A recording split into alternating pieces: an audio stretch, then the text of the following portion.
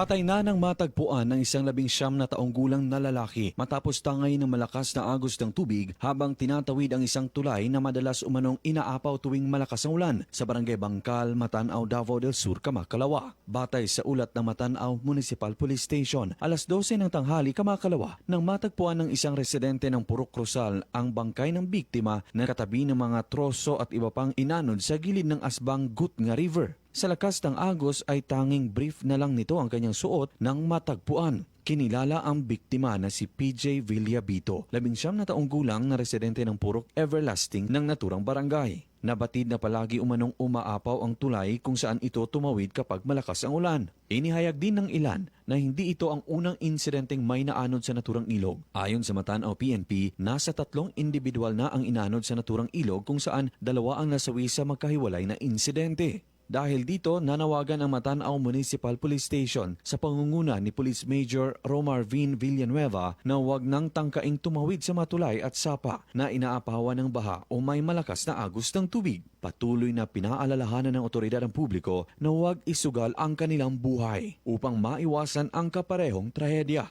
Sa ngayon ay nilalamayan na ang binata na nakatakdang ilibing sa Agosto 3 ng taong kasalukuyan batay sa anunsyo ng kanyang pamilya. Luigi Alan Totor, NDBC, Bida Balita.